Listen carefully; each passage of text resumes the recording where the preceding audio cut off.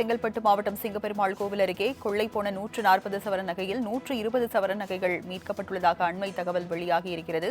விவரங்களை செய்தியாளர் துஷால் வழங்க கேட்கலாம்.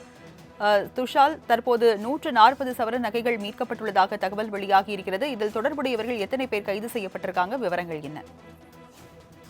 வணக்கம் ராஜலட்சுமி. பிரபல தொழிலதிபர் வீட்டில் கொள்ளையடிக்கப்பட்ட சம்பவத்தில் 24 மணி நேரத்தில் குற்றவாளியை அரைமல் நகர காவல்துறையினர் கைது செய்து விசாரணை மேற்கொண்டு வருகின்றனர். தற்போது குற்றவாளியிடம் இருந்து சுமார் ஒரு 120 சவரன் தங்க நகை மற்றும் ரொக்கப்பணம் தற்போது மீட்கப்பட்டுள்ளது.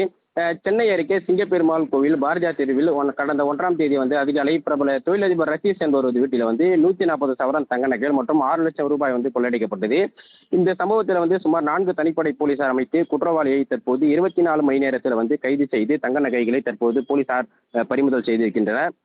குறிப்பாக குற்றவாளியை பொறுத்தவரை கடலூர் நெல்லிக்குப்பத்தைச் சேர்ந்த செந்தில் முருகன் வயது 31, அதே போல சென்னை நங்கநல்லூர் பகுதியைச் சேர்ந்த சதீஷ்குமார் வயது 25 ஆகிய இருவரும் கைது செய்யப்பட்டு அவர்களிடம் இருந்து சுமார் 120 சவரன் தங்க நகைகள் மற்றும் 40,000 ரூபாய் ரொக்கமானது தற்போது பறிமுதல் செய்யப்பட்டுள்ளது.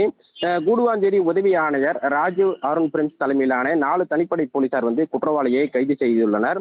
சென்னை அருகே நள்ளிரவிலே வீட்டின் பூட்டை உடைத்து 2 கொள்ளையர்கள் நகைகள் திருடப்பட்ட சம்பவம் பரபரப்பை ஏற்படுத்தியுள்ள நிலையில சிங்கப்பெருமாள் கோவில் முதல் கடலூர் வரை உள்ளிட்ட பல்வேறு சிசிடிவி காட்சிகளை ஆய்வு செய்து தனிப்படை போலீசார் தற்போது 2 குற்றவாளியை கைது செய்துள்ளனர்.